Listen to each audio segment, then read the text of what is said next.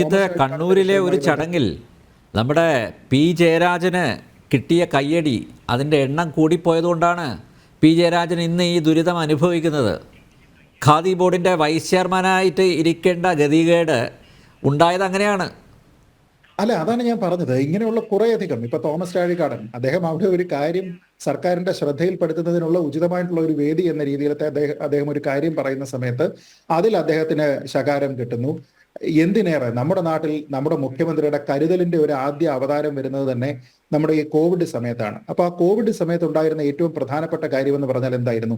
അകലം പാലിക്കുക, കൈകൾ എപ്പോഴും ശുദ്ധിയായിട്ട് സൂക്ഷിക്കുക, സാനിറ്റൈസർ ഉപയോഗിക്കുക തുടങ്ങിയ കാര്യങ്ങളാണ് പറഞ്ഞുകൊണ്ടിരുന്നത്. മുഖ്യമന്ത്രി അടക്കം അദ്ദേഹത്തിന്റെ പത്രസമ്മേളനങ്ങളിലും എല്ലാം തന്നെ ആവർത്തിച്ച് പറയുന്ന ഒരു കാര്യമാണ്.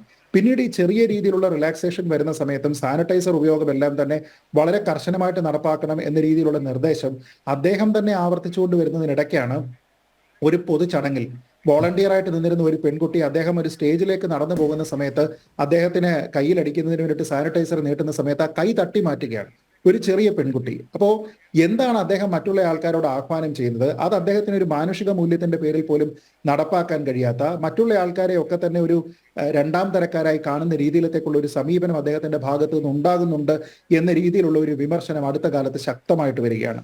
അപ്പൊ ഇത് എന്തുകൊണ്ടാണ് വരുന്നത് എന്നുള്ളത് അദ്ദേഹം ചിന്തിച്ചില്ല എങ്കിൽ അദ്ദേഹത്തിനെ വഹിക്കുന്ന, അദ്ദേഹം ഒരു ഭാരവാഹിയായിരിക്കുന്ന കൂട്ടുത്തരവാദിത്തമുള്ള ഒരു പാർട്ടിയെ സംബന്ധിച്ചിടത്തോളം അവരെങ്കിലും ചിന്തിക്കേണ്ടതല്ലേ? നമ്മുടെ നാട്ടിൽ ഇവരെല്ലാവരും തന്നെ എല്ലായ്പ്പോഴും പാടി പാടി നടക്കുന്നത് മനുഷ്യനാകണം മനുഷ്യനാകണം എന്നാണ്. പക്ഷെ ഈ രീതിയിൽ പെരുമാറുന്നത് എന്ത് മനുഷ്യത്വമാണ്?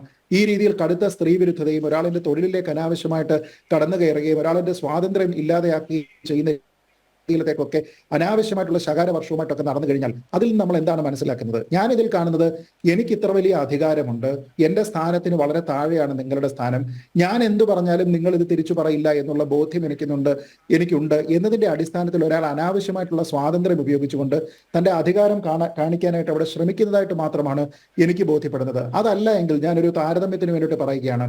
മറ്റൊരു ചടങ്ങാണെന്ന് കരുതുക. ആ ചടങ്ങിൽ ഇപ്പോൾ പ്രധാനമന്ത്രി പങ്കെടുക്കുന്നുണ്ട്, അല്ലെങ്കിൽ ഇന്ത്യയുടെ ഉപരാഷ്ട്രപതിയോ രാഷ്ട്രപതിയോ പങ്കെടുക്കുന്നുണ്ട് എന്ന് കരുതുക.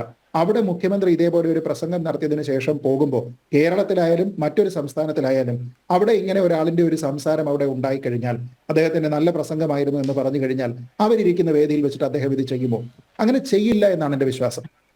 അപ്പൊ ഇത് ഞാനാണ് ഇവിടെ അധികാരി എന്ന രീതിയിലത്തേക്ക് കാണിക്കുന്ന രീതിയിലത്തേക്കുള്ള ഒരു മനോനില എന്ന നിലയ്ക്ക് മാത്രമേ ഇതിനെ കാണാനാകൂ.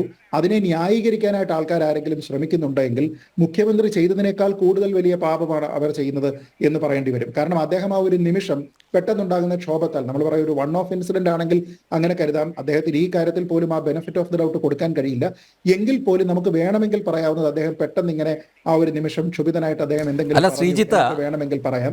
ശ്രീജിത്ത്, ഇപ്പം നേരത്തെ ഷിബു ചക്രവർത്തിയുടെ കാര്യം താങ്കൾ പറഞ്ഞു. അതുപോലെ ഈ സാംസ്കാരിക നായകരുമായിട്ടുള്ള ആ സംവാദത്തിൽ നമ്മുടെ ശ്രീരാമൻ ഈ ക്ഷേത്രങ്ങളിൽ മദ്യപർ വരുന്നത് പ്രശ്നമായി മാറിയിരിക്കുകയാണെന്ന് പറഞ്ഞപ്പോൾ ഇദ്ദേഹം വളരെ പരിഹാസത്തോടു കൂടിയാണ് അദ്ദേഹത്തെയും പരിഹസിച്ചുകൊണ്ട് ഒരു പരാമർശം നടത്തി. താങ്കൾ ശ്രദ്ധിച്ചല്ലോ അത്.